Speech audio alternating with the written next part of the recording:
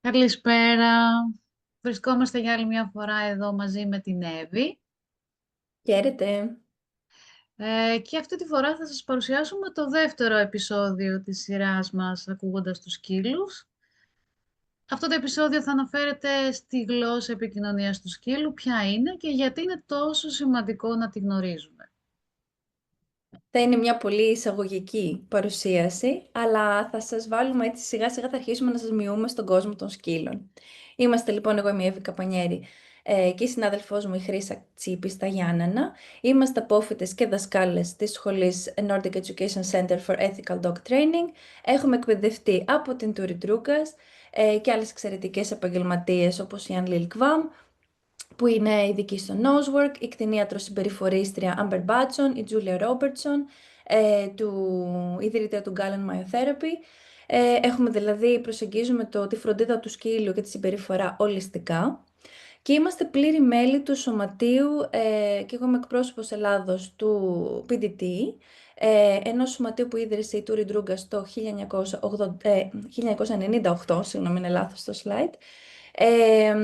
Δεν χρησιμοποιούμε καμία μορφή βίας ή εκφοβισμού, μόνο θετικές μεθόδους φροντίδας και εκπαίδευσης, και φροντίζουμε ο σκύλος να έχει επιλογές και ευκαιρίες να εκφράζει φυσιολογικές σκυλίσιες συμπεριφορές.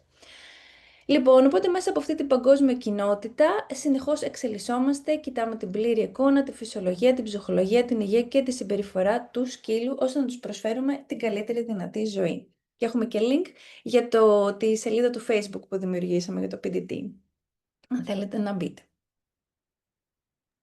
Και το PDD Greece. PDT Greece. Λοιπόν, εδώ είμαστε, έχουμε την τύχη εκτός του να είναι δασκάλο μας η Τούρι Ντρούγκας και μέντοράς μας, την έχουμε δει και διαζώσεις και όταν κάναμε την πρακτική μας και για το βιβλίο της, το best seller εδώ που έχουμε στα χέρια μας, και το έχει μεταφραστεί και έχει εκδοθεί στις εκδόσεις Woofway. Και έτσι κιόλας τη βρήκαμε, δηλαδή διαβάσαμε το βιβλίο και την αναζητήσαμε και από εκεί ξεκίνησε το ταξίδι μας. Η Τούρι Ντρούγκας λοιπόν, κάτι που δεν βλέπουμε έτσι πολύ να αναφέρεται πολύ συχνά, και θεωρούμε πολύ σημαντικό να αναφέρεται και να γίνεται credit σε αυτή τη γυναίκα. Πριν από 40 χρόνια, μαζί με τον συνάδελφό της, τον Στάλε Όντεγκαρντ, η Νορβηγίδα εκπαιδεύτρια άρχισε να παρατηρεί ότι υπήρχε ένα μοτίβο στη συμπεριφορά των σκύλων, και ότι ότι πραγματικά επικοινωνούν με το σώμα τους. Και έτσι λοιπόν άρχισε με τον συνάδελφό της να καταγράφουν και να παρατηρούν. Περίπου 2 χρόνια διήρκησε έτσι η πρώτη βασική μελέτη τους, και είδαν ότι υπήρχε ένα μοτίβο στη συμπεριφορά. Έτσι λοιπόν βγήκε ο όρος σήματα ηρεμίας, που στα νορβηγικά εννοούνται κάπως τα σήματα ειρήνης. Και έτσι λοιπόν έχουμε αυτό τον όρο. Φυσικά κάθε σκύλος και κάθε κατάσταση είναι διαφορετική, όμως ένα έγινε σίγουρο, ότι όπου και αν βρίσκονται οι σκύλοι και ανεξάρτητα από το μέγεθος, τη φυλή και την ηλικία τους, μιλούν την ίδια γλώσσα. Για αυτή τη γλώσσα λοιπόν θα σας μιλήσουμε σήμερα. Το βιβλίο που σας είπαμε, που είναι μεγάλη μας τιμή να το έχουμε στη διάθεσή μας, είναι μεταφρασμένο σε μια ποιητική έκδοση και μπορείτε να επικοινωνήσετε μαζί μας για πληροφορίες. Για πάμε λοιπόν να δούμε.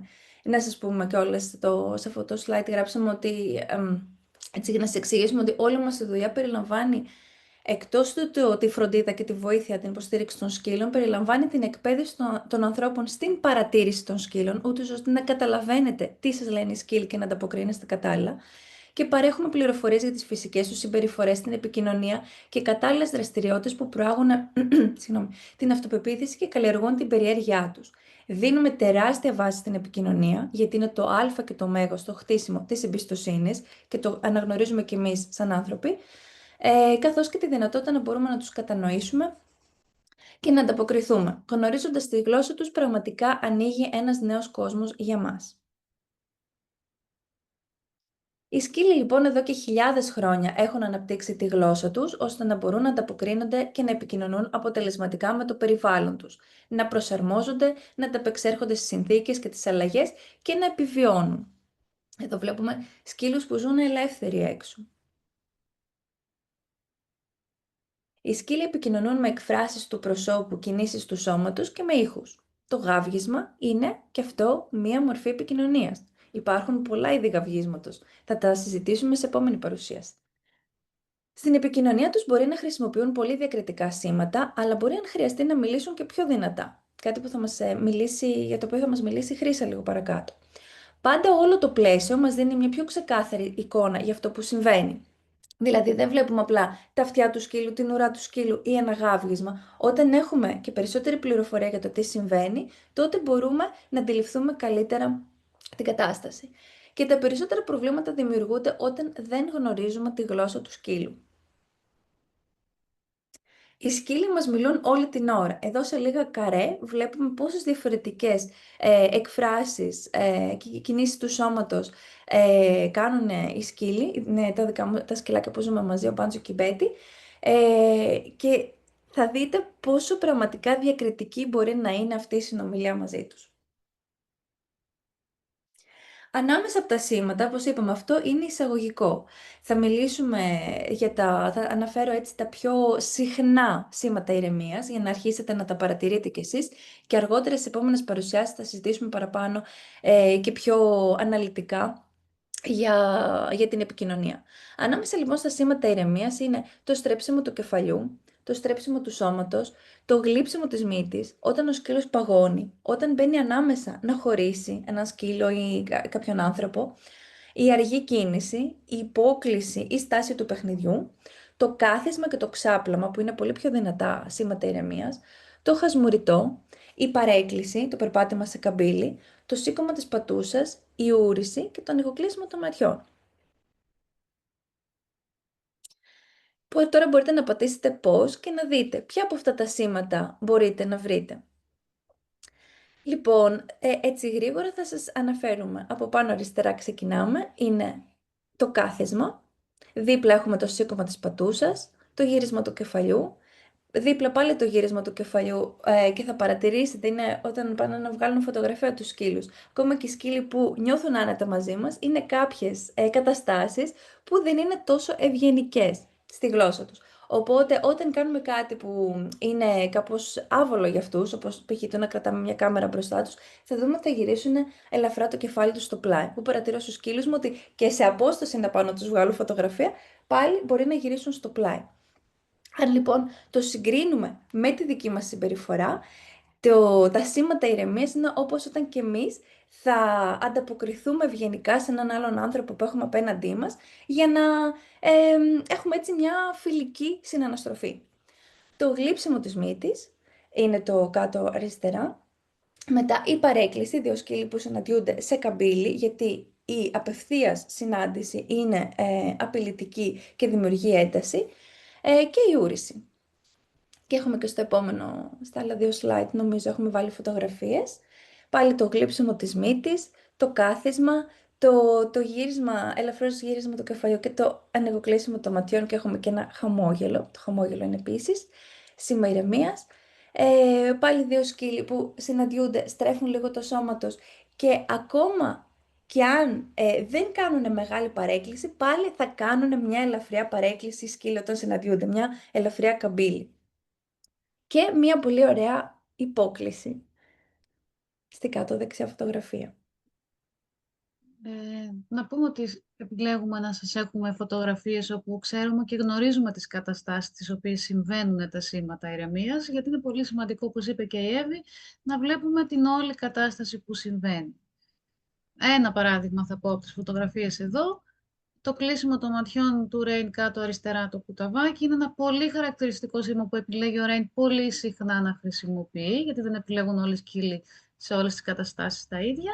Είναι μια στιγμή κοινωνικοποίησης του μέσα στην πόλη και μας εξέφρασε πως νιώθει άβολα εκείνη τη στιγμή, πλησιάζοντάς τον με τη κάμερα φωτογράφος να τον βγάλει φωτογραφία.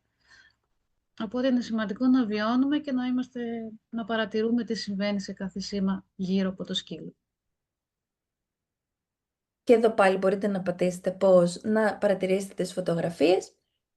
Και εδώ πάλι είναι στιγμιότυπο από ευγενική επικοινωνία μεταξύ σκύλων. Είναι πάλι από τη Χρύσα. Η Χρύσα μας μοιράστηκε αυτές τις φωτογραφίες. Και άμα θέλεις, Χρύσα, να πεις κάποιες λεπτομέρειες. Θέλω να πω μόνο ότι και στις δύο φωτογραφικές, στις δύο καταστάσεις, στα δύο αριστερά, όπου είναι ο Ρέιν και ο Τάκης, και δεξιά που είναι ο πλουτωμένος σκυλάκι της γειτονιάς, εκεί ελεύθερο σκυλάκι, αφήνουμε τους σκύλους να έχουν την ελευθερία να επικοινωνήσουν, είτε βρίσκονται ελεύθεροι σε ένα προστατευμένο ασφαλές περιβάλλον, όπως είναι αριστερά σε ένα ιδιωτικό χώρο, είτε δεξιά στη βόλτα μας, στη συνάντηση δύο σκύλων στη βόλτα. Και οι δύο επικοινωνούν όλη την ώρα και έχουν μια πολύ όμορφη ευγενική συνάντηση. Είναι πολύ σημαντικό να εξασκούν τη γλώσσα τους, να τους επιτρέπουμε να εξασκούν την ευγενική τους γλώσσα και να εκφράζονται ούτως ώστε να έχουν αυτές τις αρμονικές συναναστροφές μεταξύ τους και μεταξύ μας. Για να δούμε λοιπόν το βίντεο.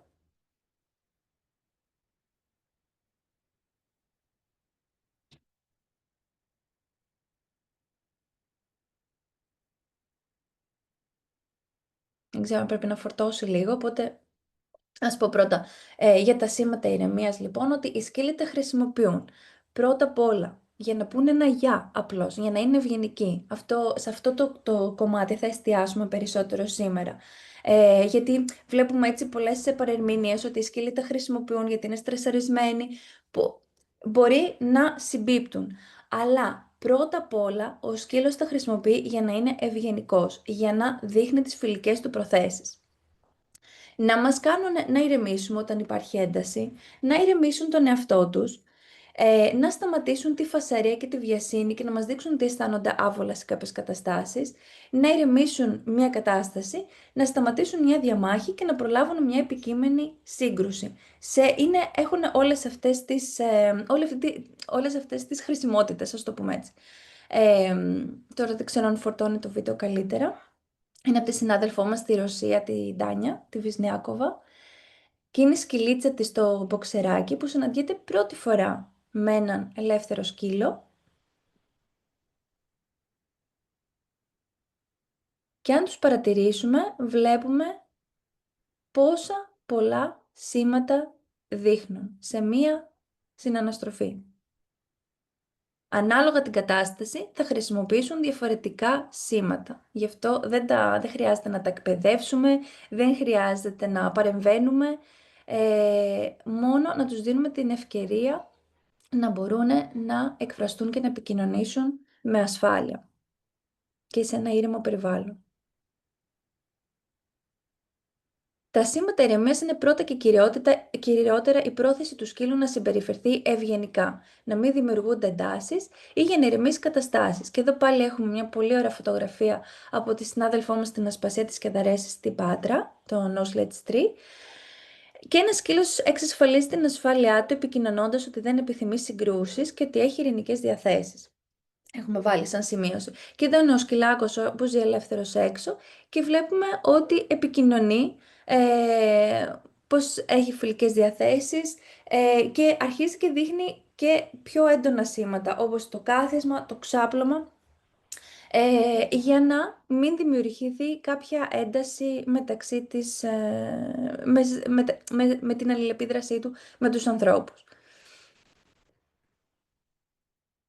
Κάποια σήματα μπορεί να έχουν διπλή σημασία και να μην τα καταλαβαίνουμε αν δεν ξέρουμε τι είναι αυτό που βλέπουμε. Όπως είπαμε, η υπόκλιση, που μπορεί να είναι και στάση παιχνιδιού, μάλλον πρόσκληση για παιχνίδι, αλλά έχει πολύ διαφορετική στάση σώματος ο σκύλος. Δηλαδή, στην πρόσκληση για παιχνίδι θα τον δούμε να κουνιέται λίγο παραπάνω, να είναι πιο ενθουσιασμένος, να έχει μια πιο παιχνιδιάρικη διάθεση, ενώ όταν κάνει την υπόκληση σαν σήμα ηρεμίας, θα δούμε το σώμα του πολύ πιο σταθερό και πολύ πιο ξεκάθαρη επικοινωνία, ότι θέλει να υπάρχει ηρεμία τέλος πάντων στο περιβάλλον και στην επικοινωνία. Το κάθισμα στη δεύτερη φωτογραφία, επίσης ένα δυνατό σήμα ηρεμίας. Μπορεί ο σκύλος να κάθεται και για να παρατηρήσει κάτι, να καθίσει πριν ξαπλώσει, αλλά το κάθισμα σαν σήμα ηρεμίας είναι το πιο συνηθισμένο επίσης και είναι πολύ ξεκάθαρο όταν το γνωρίζουμε. Το χασμουριτό, επίσης στις δύο τελευταίες φωτογραφίες, μπορεί να χασμουριέται το σκύλος γιατί είναι κουρασμένος, βασικά γιατί είναι κουρασμένος, αλλά το βλέπουμε και πολύ συχνά στα σήμα ηρεμίας. Όπως λέει η Τούριντ, όλοι ξέρουν ότι δεν γνωρίζει κανείς τι είναι αυτό που ψάχνει. Μάλλον, συγγνώμη, όλοι ξέρουν ότι αν δεν γνωρίζει κανείς τι είναι αυτό που ψάχνει, τότε δεν μπορεί να το δει. Γι' αυτό φροντίζουμε να μαθαίνουμε συνεχώς και να σιγουρευόμαστε ότι οι πηγές μας είναι έγκυρες. Και φροντίζουμε, και στα link στα σχόλια κάτω από τα βίντεο, θα σας βάζουμε link από συναδέλφους και συναδέλφισες που επακολουθούν την φιλοσοφία της Τούριντ, έχουν εκπαιδευτεί από την Τούριντ, ούτως ώστε όλες αυτές οι πηγές που έχετε να είναι έγκυρες και πληροφορίες. Και εδώ ένα φανταστικό βίντεο, δύο φανταστικά βίντεο θα σας δείξουμε από την φίλη μας τη Σάσκια Λουκαρέα στον Πύργο.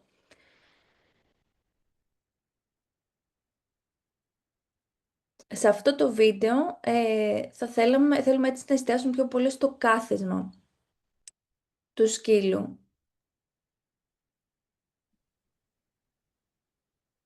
Εδώ το παιχνίδι αρχίζει και γίνεται έντονο. Είναι χαρούμενοι σκύλοι που συναντιούνται και η Μπέλα κάθεται για να δείξει στον Άρτσι ότι αυτή η συναναστροφή αρχίζει και γίνεται too much. Είναι αρκετά έντονη. Και βλέπουμε πόσο ωραία ανταποκρίνεται ο Άρτσι. Γυρίσμα του κεφαλιού, γλύψιματα της μύτης και φεύγει. Δεν εκπαιδεύουμε ποτέ το σκύλο να κάθεται ή να ξαπλώνει, γιατί θεωρούμε πολύ σημαντικό το να μπορεί να επικοινωνήσει ελεύθερα. Είναι πιο σημαντικό για το σκύλο να επιλέξει πώς θα χρησιμοποιήσει το σώμα του για να επικοινωνήσει και να εκφραστεί και να μπορεί να χρησιμοποιήσει αυτή τη τόσο σημαντική γλώσσα του. Και το επόμενο. Στο επόμενο θα δούμε ένα παράδειγμα από χώρισμα. Πάει να συναντηθεί ο Άρτσι με την Μπέλα και από πίσω έρχεται η Ελπίδα τρέχοντας. Και θα δούμε ο Άρτσι να κάνει ένα πολύ διακριτικό χώρισμα την ώρα που έρχεται η Ελπίδα από πίσω για να χωρίσει την Μπέλα με την Ελπίδα, ούτως ώστε να μην δημιουργηθεί κάποια ένταση μεταξύ τους. Δείτε πόσο όμορφα το κάνει. Και αυτό το βίντεο το είδαμε νομίζω 5 φορές και μετά παρατηρήσαμε το χώρισμα την πρώτη φορά που το είδαμε. Οπότε πρέπει να εξασκηθούμε πάρα πολύ στην παρατήρηση για να αρχίσουμε να βλέπουμε όλο και περισσότερα σήματα και να καταλαβαίνουμε καλύτερα τους σκύλους.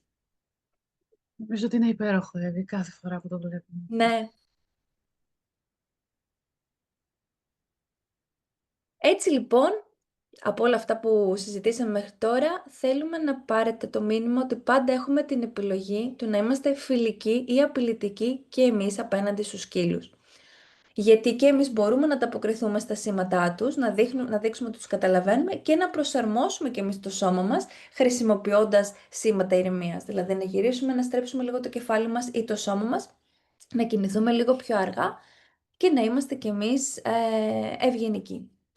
Οι σκύλοι είναι πραγματικά αριστοτέχνες στη συνεργασία και έχουμε πολλά να μάθουμε από αυτούς. Και το βλέπουμε κι εμείς ότι οι άνθρωποι που ακολουθούμε αυτή τη φιλοσοφία και καταλαβαίνουμε τη σημασία της ευγενικής συμπεριφοράς και του τι επίδραση έχουμε στο περιβάλλον με τη στάση μας, αλλάζουμε κι εμείς και έτσι αλλάζει όλος μας ο κόσμος. Και εδώ έχουμε κάτι φανταστικές φωτογραφίες από τη Χρύσα με δύο σκυλάκια που συνάντησε που δεν γνωρίζονταν καν.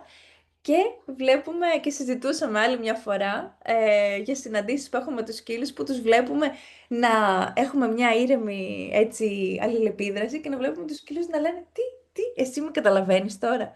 Πραγματικά παρατηρήστε το, αρχίστε να τα χρησιμοποιείτε και εσείς τα σήματα που μπορούμε να τα χρησιμοποιήσουμε και εμείς αποτελεσματικά και θα αρχίσετε να βλέπετε τη διαφορά στο σκύλο σας. Άμα θες Αχ, να πεις κάτι. όχι, μακάρι να είχαμε πάντα μια κάμερα μαζί μας εδώ στο κεφάλι, να βλέπετε αυτά που βλέπουμε όταν οι σκύλοι αντιδρούν, στο όταν τους καταλαβαίνουμε και έχουμε μια αντίστοιχη συμπεριφορά. Αλλά μπορείτε να μας ακολουθείτε γιατί συνεχώς μοιραζόμαστε έτσι τόσο Ναι. ενδιαφέρουσες πληροφορίες. Ακόμη και άνθρωποι που δεν έχουν σκύλους, πραγματικά τους φαίνεται τόσο ενδιαφέρον όλο αυτό. Θα πούμε και αυτά και για όλα αυτά και στην πορεία. Δεν θα σταματήσουμε να μοιραζόμαστε μαζί σας όμορφα και σημαντικές πληροφορίες. Για να δούμε τώρα ότι τι κι αν όταν σε όλα αυτά που μας είπε πάρα πολύ όμορφα και μας εξήγησε η Εύη, δεν υπάρχει κάποια ανταπόκριση. Τι γίνεται όταν λοιπόν συνεχίζει να ασκείται μία πίεση προς το σκύλο και δεν τον έχουμε καταλάβει από τα σήματα που μας μοιράζεται, που μας επικοινωνεί. Αν αγνοήσουμε λοιπόν αυτά τα σήματα ηρεμίας, τότε οι σκύλοι θα αρχίσουν να φωνάζουν. Θα φωνάζουν χρησιμοποιώντας τα σήματα απόστασης. Αν και αυτά αγνοηθούν και οι σκύλοι βρεθούν σε πολύ δύσκολη θέση, ίσως και να δαγκώσουν. Μας δίνουν όμως από πριν μία μεγάλη, ξεκάθαρη γκάμα σημάτων και πάρα πολλές ευκαιρίες για να μπορούμε να το αποφύγουμε. Για να δούμε λοιπόν τώρα έτσι αυτά τα σήματα απόστασης. Αν μάθουμε να αναγνωρίζουμε τα σήματα απόστασης των σκύλων και γιατί και πότε τα χρησιμοποιούν, αν μπορούμε να συμπεριφερθούμε και εμείς σωστά απέναντι σε ένα σκύλο που τα χρησιμοποιεί, αν μπορούμε να τους καταλάβουμε και να συνεργαστούμε μαζί τους, τότε όλοι, σκύλοι και άνθρωποι, μπορούμε να νιώθουμε ασφαλείς. Είναι πολύ σημαντικό εδώ να αναφέρουμε ότι με τα σήματα απόστασης οι σκύλοι δεν εκφράζουν απαραίτητα την πρόθεσή τους να μας κάνουν κακό, αλλά την ικανότητά τους να προστατέψουν τον εαυτό τους εάν χρειαστεί. Βλέποντας λοιπόν τη λέξη απόσταση που έχει επιλεχθεί να μπει σε αυτή την γκάμα σημάτων, για ποιο λόγο πιστεύετε εσείς ότι οι σκύλοι χρησιμοποιούν αυτά τα σήματα? Τι είναι αυτό που σας έρχεται στο μυαλό? Τι θέλουν οι σκύλοι να επιτύχουν? Για να δούμε μερικούς σκύλους χρησιμοποιώντας τα σήματα απόστασης σε αυτές τις φωτογραφίες. Κάντε μία παύση και εδώ, όπου βλέπετε αυτό το σηματάκι, κάνετε μία παύση και προσπαθήστε αυτά που θα σας πω να τα αντιστοιχίσετε με τις φωτογραφίες. Σε ποια φωτογραφία λοιπόν βλέπετε ένα γρίλισμα? Σε ποια φωτογραφία βλέπετε το σκύλο να κάνει μια απειλητική κίνηση προς κάτι που θεωρεί κίνδυνο ή απειλή? Σε ποια φωτογραφία βλέπετε παράλληλα το σκύλο να κάνει δάγκωμα στον αέρα? Βλέπετε κάπου το δείξιμο των δοντιών? Πού βλέπετε κάποιο σκύλο να κάθεται μαζεμένο και να θέλει να προσπαθεί να εξαφανιστεί από το σημείο που βρίσκεται? Που βλέπετε ένα ξάπλωμα με τα πόδια επάνω που ο σκύλος μας δείχνει την κοιλιά του και παράλληλα έχει και την ουρά ανάμεσα από τα πόδια? Που βλέπετε το σκύλο να επιλέγει να απομακρυνθεί, να φύγει εκείνος πρώτος από αυτό που τον αναστατώνει και τον φοβίζει? Και που βλέπετε υποθέτοντας ότι σε αυτή τη φωτογραφία υπάρχει ένα πολύ έντονο γάρισμα που μας κρατάει μακριά?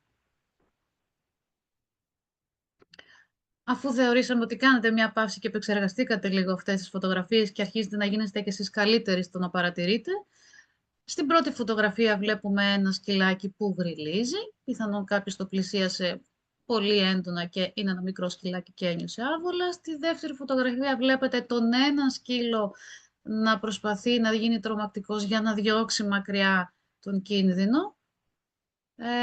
Στην φωτογραφία νούμερο 3 βλέπετε το δείξιμο των δοντιών. Κάποιος πλησιάζει πιθανόν να πάρει κάτι από το στόμα αυτού του σκύλου. Στην τέταρτη φωτογραφία βλέπουμε ένα σκύλο που γίνεται μπάλα, μαζεύεται και προσπαθεί να εξαφανιστεί. Στην πέμπτη φωτογραφία βλέπουμε ένα σκύλο με πολλή ένταση στο σώμα του και γυρίζει, μας δείχνει την κοιλιά του και έχει την ουρά ανάμεσα από τα πόδια. Στην έκτη βλέπουμε την απομάκρυνση και στην έβδομη το γάγισμα. Τώρα θα αναλύσουμε δύο σήματα που θεωρούμε ότι είναι σημαντικό να τα αναλύσουμε γιατί πολλές φορές τα παρεξηγούμε ή τα παρερμηνεύουμε και δεν κάνουμε αυτό που θα έπρεπε να κάνουμε σε αυτή την κατάσταση. Θα δούμε λίγο δύο βίντεο. Ας τα κάνουμε μία μικρή παύση. Δεν τα καταφέραμε. Πάμε πάλι πίσω.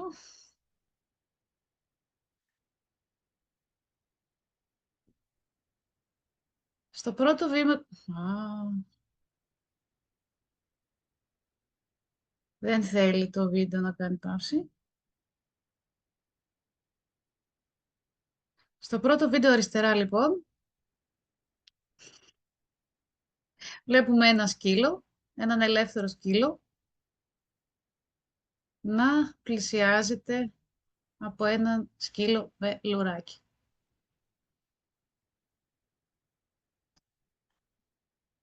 Δείτε μία φορά το βίντεο αριστερά και παρατηρήστε ποιος από τους δύο σκύλους σας φαίνεται ευγενικός και ποιος όχι τόσο ευγενικός. Δυστυχώς, δεν έχουμε τεχνικά προβλήματα. Δεν μπορεί να σταματήσει το βίντεο για να το δείτε ένα-ένα. Θα κάνω άλλη μια προσπάθεια.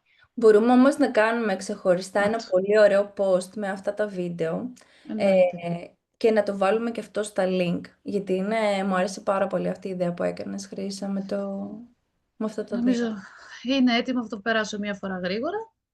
Στο πρώτο βίντεο παρακολουθούμε τη συνάντηση αυτών των δύο σκύλων, χωρίς ήχο, και θέλω να αναρωτηθείτε ποιος από τους δύο σκύλους σας φαίνεται ότι είναι ευγενικός και ποιος όχι τόσο.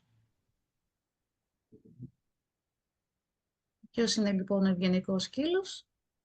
Είναι ξεκάθαρο ότι αυτός που φέρεται πιο ευγενικά είναι ο ελεύθερος σκύλος. Κοιτάξτε τώρα άλλη μια φορά το βίντεο, παρακολουθήστε το με ήχο αυτή τη φορά και για κοιτάξτε ποιος είναι αυτός ο σκύλος ο οποίος γρίλησε. Οπ, μήπως ήταν ο ευγενικός σκύλος?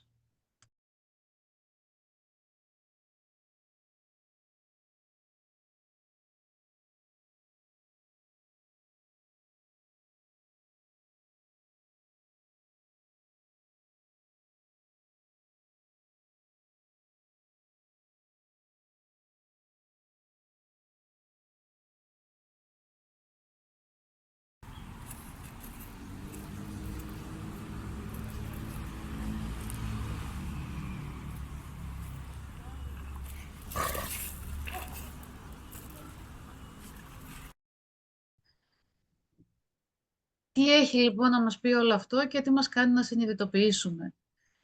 Είναι σημαντικό λοιπόν ένας σκύλος να χρησιμοποιεί το γρίλισμα όταν νιώθει άβολα? Ποιες μπορεί να είναι οι προθέσεις του και αν πρέπει εμείς να τον μαλώνουμε ή να νευριάζουμε όταν το Mm. χρησιμοποιεί? Όχι, θα σας πω εδώ. Πρέπει να φοβόμαστε? Και τι είναι σωστό να κάνουμε όταν χρησιμοποιεί ο σκύλος το γρίλισμα? Έτσι σας έχουμε βάλει και κάτι που είναι ωραίο να σας μείνει στο μυαλό, ότι το γρίλισμα είναι ο συναγερμός των σκύλων.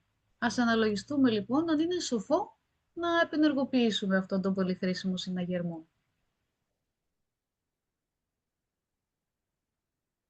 Άλλο ένα σήμα που χρησιμοποιεί ο σκύλος και συχνά παρερμηνεύουμε και πολλές φορές το συναντώ και στις παρουσιάσεις που κάνω στα σχολεία και πολλά παιδάκια μου έχουν πει ότι έχουν καταλάβει λάθος αυτό το σήμα του σκύλου και εκεί μετά υπάρχουν κάποιες μικρές συνέπειες. Και θέλουμε πάρα πολύ να δείτε αυτές τις δύο φωτογραφίες. Τη μία φωτογραφία αριστερά που τη συναντήσαμε και πριν μέσα στα σήματα απόστασης και την φωτογραφία κάτω δεξιά. Είναι δύο σκύλοι που και οι δύο γυρίζουν και μας δείχνουν την κοιλιά τους. Αλλά συμβαίνει το ίδιο και στις δύο φωτογραφίες? Δεν συμβαίνει και το ίδιο στις δύο φωτογραφίες και σας έχω βάλει μερικά σημεία στην αριστερά επάνω φωτογραφία για να δείτε τις διαφορές. Να αρχίζετε να επεξεργάζεστε ότι δεν είναι το ίδιο. Βλέπουμε την ουρά του σκύλου στην επάνω φωτογραφία να είναι μαζεμένη ανάμεσα από τα πόδια του σκύλου.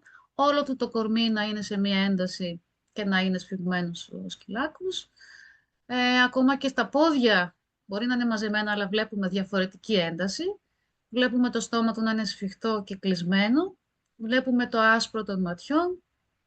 Ίσως να είναι και λίγο πίσω τα αυτιά, αλλά γενικά βλέπουμε μια τελείως διαφορετική γλώσσα σώματος από ό,τι βλέπουμε κάτω δεξιά, όπου ο σκύλος έχει γυρίσει, είναι πολύ χαλαρό το κορμί του, η ουρά του είναι πάρα πολύ χαλαρή, έχει χαλαρό το στόμα του, ακόμα και το βλέμμα του είναι ήρεμο και χαλαρό. Μπορεί να Μπορώ γίνουν να και... πω ότι και σαν επαγγελματίες, έτσι και με άλλους συναδέλφους και συναδέλφισες που συζητάμε, για τα δύο που ανέφερες, ας πούμε, όταν ένα σκύλος μας γριλίζει, ποτέ δεν αισθανόμαστε φόβο. Δηλαδή, ίσα ίσα που είναι και η χαρά ότι ο σκύλος επικοινωνεί, κατευθείαν ανταποκρινόμαστε.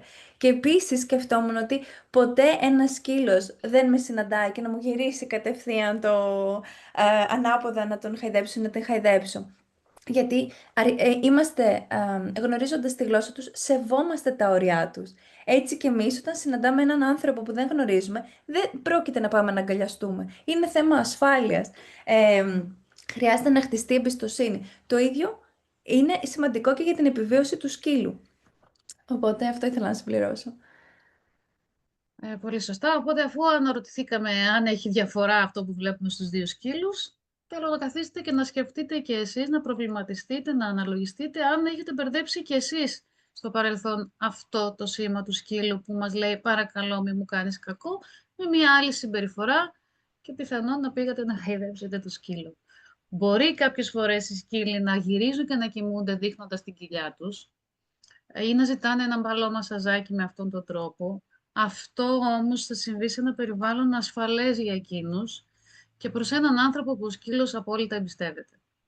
Βλέπουμε πάντα λοιπόν τη γενική εικόνα και την κατάσταση στην οποία συμβαίνει αυτό και κυρίως έχουμε στο μυαλό μας, όπως ακριβώς έτσι περιέγραψε και η Εύη πριν, ότι σε έναν άγνωστο σκύλο που συναντάμε είμαστε και εμείς άγνωστοι για εκείνον.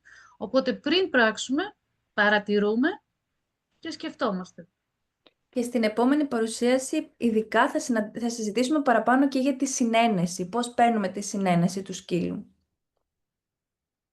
Οπότε λοιπόν οι σκύλοι χρησιμοποιούν τα σήματα απόστασης σαν τελικό τρόπο αντιμετώπισης, όταν δεν έχουν εισακουστεί τα σήματα ηρεμίας που χρησιμοποίησαν. Και είδατε πόσα είναι και πόσα άλλα θα μάθουμε στην πορεία. Βρίσκονται λοιπόν σε πολύ δύσκολη θέση όταν χρησιμοποιούν τα σήματα αυτά, τα σήματα απόστασης. Εκφράζουν αυτό που νιώθουν εκείνη τη στιγμή. Ζητάνε ξεκάθαρα απόσταση και χώρο.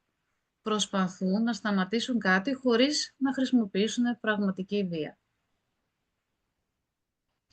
Οπότε εμείς δεν μαλώνουμε ποτέ ένα σκύλο όταν χρησιμοποιεί ένα σήμα απόστασης. Σεβόμαστε τις επιθυμίες του και σταματάμε αυτό που κάνουμε ή απομακρυνόμαστε. Θεωρούμε ότι είμαστε τυχεροί που υπάρχουν αυτά στη γλώσσα ενός σκύλου. Δεν νευριάζουμε και δεν το παίρνουμε προσωπικά, ιδιαίτερα αν αυτό μπορεί να συμβεί σε κάποιο γνωστό μας σκύλο, αλλά αναλογιζόμαστε τι έχουμε κάνει εμείς λάθος σε αυτή την κατάσταση. Μπορούμε λοιπόν να μάθουμε πώς μπορούμε και εμείς να χρησιμοποιήσουμε κάποια από τα σήματα των σκύλων προς εκείνους. Μπορούμε να μάθουμε ποια είναι η ευγενική προσέγγιση προς τους σκύλους και μπορούμε να μάθουμε ποια είναι η σωστή στάση σώματος που πρέπει να χρησιμοποιούμε εμείς και αυτά να είναι πολύ σημαντικά εργαλεία για την αλληλεπίδρασή μας με τους σκύλους. Τα σήματα απόστασης λοιπόν είναι ένα σημαντικό κομμάτι της γλώσσας επικοινωνίας των σκύλων και πρέπει να μπορούμε να αναγνωρίζουμε τα σήματα που χρησιμοποιεί ένας σκύλος και αν είναι σήματα απόστασης ή σήματα ηρεμίας. Οι σκύλοι θα πρέπει να έχουν τη δυνατότητα να εκφράζονται και εμείς να ανταποκρινόμαστε. Γι' αυτό δεν εκφοβίζουμε και δεν συμπεριφερόμαστε βία στους σκύλους. Πρέπει και εμείς πάντα να παρατηρούμε και να ξέρουμε τι είναι αυτό που ψάχνουμε στην παρατήρηση αυτή. Θα αναφέρουμε εδώ έτσι αυτό που Ένα έβαλε η απόσπασμα. Εύη. Είναι ένα απόσπασμα από το βιβλίο της Τούρι Τρούγκας, το οποίο έχει μεταφράσει. Και εγώ πραγματικά Είναι θα στην ήθελα... ουσία το πώς ξεκίνησαν όλα, κάπως έτσι και εκείνη. Ναι. Ε, Θες να το διαβάσω? Ναι, είναι μια μαγική ιστορία που όλους μας άγγιξε μόλις την διαβάσαμε στο βιβλίο. Ναι, πώς Και να το είναι και η διαβάσεις. Βέσλα στη φωτογραφία αυτή. Και μας εξηγεί πώς όταν υιοθέτησε τη Βέσλα ήταν ένα σκυλάκι το οποίο ήταν πάρα πολύ αντιδραστικό, πάρα πολύ στρεσαρισμένο, δημιουργήσε πολλές εντάσεις με τους υπόλοιπους σκύλους στο σπίτι και δεν μπορούσαν να βρουν ένα άλλο κατάλληλο σπίτι για εκείνη, οπότε την κράτησαν. Και με υπομονή σιγά σιγά εντάχθηκε και συνειδητοποίησε η Τούριτ, λέει, η μεγάλη πρόοδος συνέβη περίπου 9 μήνες μετά την άφηξή της. Είδα ξαφνικά προς μεγάλη μου έκπληξη πως η Βέσλα είχε αρχίσει να συνεννοείται με τους υπόλοιπους σκύλους. Είχαν καταφέρει τελικά να επικοινωνήσουν μέσα της συμπεριφοράς και των σινιάλων τους. Και η Βέσλα έμοιαζε σαν να είχε μόλις παραλάβει ένα χριστουγεννιάτικο δώρο. Αυτό που αναφέραμε πριν και με τη Χρύσα. Βλέπουμε τους σκύλους να έχουν αυτό το «Τι συμβαίνει τώρα?» όταν μπορούν να εκφραστούν. Έτρεχε τριγύρω γεμάτη χαρά δοκιμάζοντας το καινούριο εργαλείο που μόλις ανακάλυψε. Και αυτό κάνουμε κι εμείς στην εκπαίδευσή μας και αυτό σιγά σιγά θα αρχίσουμε να σας δείχνουμε και περισσότερο. Σε εικόνες και Και παραδείγματα. νομίζω Εύη, ότι αυτή τη στιγμή, αν μας έβλεπε από κάπου η Τούρη, θα ήταν πολύ χαρούμενη που Ναι. μοιραζόμαστε την ιστορία της και τη φωτογραφία της Βέσλα μαζί με τον υπόλοιπο κόσμο. Και μας λέει τούτη στο βιβλίο της είναι και αυτό απόσπασμα, αλλά βλέπω συχνά σκύλους οι οποίοι ενώ θέλουν να χρησιμοποιήσουν σήματα ηρεμίας, τελικά καταλήγουν να περιφέρονται χωρίς την παραμικρή ιδέα του τι πρέπει να κάνουν, με συχνότερη αιτία τη βία εκπαίδευση. Χάνουν την αυτοπεποίθηση που χρειάζεται για να χρησιμοποιήσουν τη γλώσσα τους, μια ικανότητα τεράστιας σημασίας για όλα τα είδη των ζώων, συμπεριλαμβανομένων και των ανθρώπων. Χωρίς μια γλώσσα επικοινωνίας είμαστε καταδικασμένοι. Οπότε, εύχομαι να σας μίλησαμε τώρα αρκετά, να αρχίσετε να καταλαβαίνετε πόσο σημαντικό είναι να εκφράζονται και ότι έχουν πραγματικά μια γλώσσα επικοινωνίας. Πώς μπορώ να χρησιμοποιήσω και εγώ τα σήματα ηρεμίας για να επικοινωνήσω με ένα σκύλο? Πρώτα απ' όλα, εξασκούμε στην αναγνώριση των σημάτων. Παρατηρώ σιωπηλά και αξιολογώ την κατάσταση. Κινούμαι αργά και ανταποκρίνομαι ήρεμα και ξεκάθαρα. Και βάλαμε έτσι ένα παράδειγμα για ένα σκύλο ο οποίος είναι περιορισμένος. Τον πλησιάζουμε πάντα παρεκκλίνοντας. Το ιδανικό είναι ο σκύλος να πλησιάσει εμάς. Και θα το συζητήσουμε περισσότερο, όπως είπα, για τη συνένεση παρακάτω. Κοιτάμε λοξά, περπατάμε με το σώμα και το κεφάλι ελαφρώς στραμμένα, κινούμαστε αργά. Αν ο σκύλος αντιδράσει, βλέπουμε τα σήματα ηρεμίας. Αν αρχίσει και πηγαίνει προς σήματα απόστασης, τότε σταματάμε. Αυτό μπορεί να πάρει χρόνο στην αρχή, αλλά εξασφαλίζει ότι κάνουμε ένα καλό ξεκίνημα και καλλιεργεί την εμπιστοσύνη ακριβώς όπως συμβαίνει και με εμάς τους ανθρώπους. Αυτό το παράδειγμα ήταν πιο πολύ και σε μια παρουσίαση που είχα κάνει για ένα σκύλο που βρίσκεται σε καταφύγιο και είναι περιορισμένος. Πώς θα ήταν ο καλύτερος τρόπος. Το ιδανικό όμως, όταν ένα σκύλος μπορεί να κινηθεί ελεύθερα, είναι ο ίδιος ο σκύλος να μας πλησιάσει. Οπότε καθόμαστε ήρεμα, έχουμε ήρεμη στάση σώματος και επιτρέπουμε στους σκύλους να μας πλησιάσουν, να μας μυρίσουν και μετά να μας δείξουν αν θέλουν κάποια αλληλεπίδραση. Αν και εφόσον το επιθυμούν. Αν και εφόσον το επιθυμούν.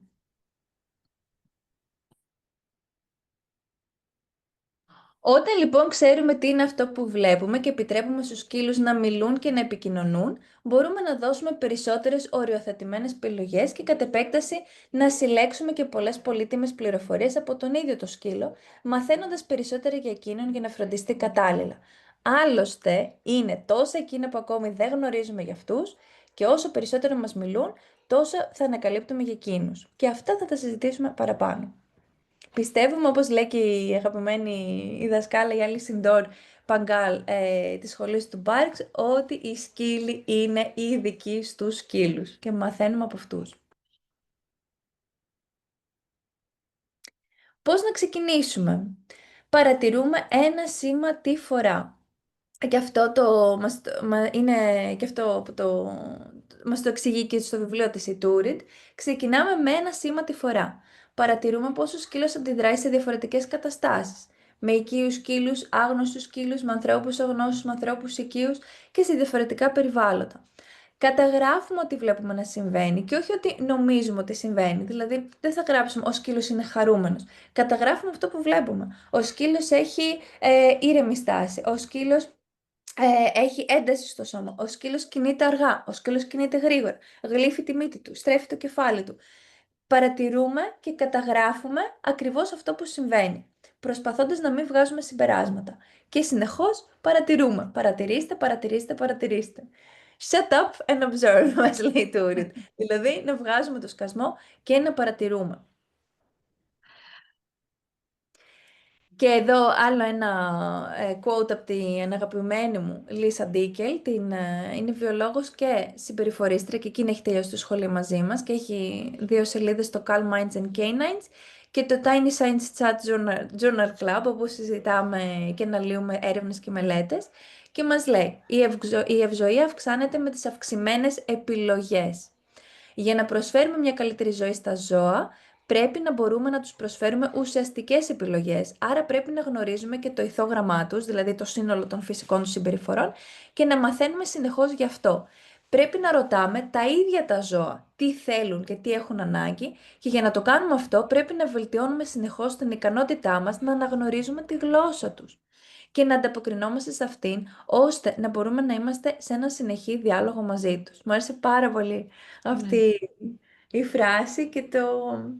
είναι πάρα πολύ ωραίο. Ναι, και με την άδειά της την έβαλα και αυτή στην παρουσίαση. Ερχόμαστε λοιπόν στο τέλος της παρουσίασης σήμερα. Εγώ θα κλείσω με να πω κάτι έτσι που νιώθω, ότι ας χρησιμοποιήσουμε όλοι λοιπόν όλη αυτή τη γνώση που έχουμε και ας ανοίξουμε ένα παράθυρο και να δούμε πιο ξεκάθαρα τους σκύλους γύρω μας και το πόσο γεμάτη είναι η ζωή τους από επικοινωνία. Αυτό. Και αυτό που είπε η Χρύσα πριν, ότι προσέχουμε όταν ο σκύλος χρησιμοποιεί τα σήματα, πώς τι κάνουμε λάθος, είναι και αυτό ατάκα της τούρ. Δηλαδή, όταν βλέπουμε ένα σκύλο σε μία έτσι πιο έντονη κατάσταση, λέει πάντα εσείς έχετε κάνει λάθος. Ξέρουμε όμως ότι μπορεί να είναι και ένα σκύλος που μπορεί να βρίσκεται σε πόνο, ας πούμε, που μπορεί να χρησιμοποιήσει τα σήματα απόστασης. Ή να είναι η συνθήκη τέτοια. Όμως πάντα μπορούμε να ανταποκριθούμε και πάντα μπορούμε να δείξουμε, όπως και εμείς μεταξύ μας, όταν δούμε έναν άνθρωπο να βρίσκεται σε ένταση, θα ανταποκριθούμε δείχνοντάς του ότι την καταλαβαίνουμε και θα υπάρξει μια πιο ήρεμη αλληλεπίδραση. Το ίδιο να θυμάστε μπορούμε να κάνουμε με τους σκύλους. Μην συνεχίσουμε λοιπόν να είμαστε τόσο άδικοι μαζί τους. Φτάσαμε στο τέλος και θα σας αναφέρουμε και εδώ, όπως κάθε φορά, ότι ακολουθεί μετά από κάποια παρουσίαση ένα Q&A, δηλαδή θα έχουμε μια συζήτηση με όσους ενδιαφέρονται να συμμετέχουν στη συζήτηση, με, κλείνοντας τη συμμετοχή τους, στέλνοντας ένα email στα email που βλέπετε εδώ, και Και πιο θα σας έτσι, στείλουμε περισσότερες ναι, πληροφορίες. ναι. Θα αναλύουμε βίντεο, φωτογραφίες που στέλνετε, ερωτήσεις πάνω στη συγκεκριμένη παρουσίαση κάθε φορά. Μμμ. Ναι, γιατί είμαι σίγουρη ότι δημιουργήθηκαν αρκετές ερωτήσεις και θα ήταν πολύ ωραίο να τις διευκρινίσουμε. Είναι ένα μικρό κομμάτι αυτό που κάναμε από αυτά που θέλουμε να σας πούμε. Στο επόμενο λοιπόν τι θα συζητήσουμε, Εύη? Για το πόσο εύκολη γίνεται η φροντίδα και η εκπαίδευση του σκύλου όταν γνωρίζουμε τη γλώσσα του. Και θα δούμε πραγματικά σε πόσες περιπτώσεις δεν χρειάζεται καν η εκπαίδευση. Ας πούμε, ένα από το αγαπημένο μας να συζητάμε είναι ότι γιατί δεν χρειάζεται ο σκύλος να ξέρει να κάθεται. Κάτι που έχουμε σταματήσει χρόνια τώρα να ζητάμε από τους σκύλους, γιατί είναι το πρώτο πράγμα που διδάσκεται και τελικά βλέπουμε ότι είναι τελείως αχρίαστο. Και σε διάφορες άλλες καθημερινές καταστάσεις με τους σκύλους, όπως π.χ. όταν τους φοράμε το σαμαράκι, όταν εκπαιδεύουμε την επαναφορά, το recall. Θέλεις να τα Πώς, πεις τώρα όλα εδώ? όχι, κάποια παραδείγματα, Ο πώς, ενθουσιασμός και το πάθος είναι μοναδικό. πώς να προσαρμόζοντας το σώμα μας, μπορούμε όλα να τα κάνουμε πολύ πολύ πιο εύκολα. Αυτά, οπότε Κατα- σταματάω. Ευχαριστώ. Είμαστε έτοιμοι λοιπόν από ό,τι βλέπετε για το επόμενο. Εύχομαι να είστε κι εσείς. Ευχαριστούμε Χαιρετούμε. πάρα πολύ. Καλή Γεια συνέχεια. σας.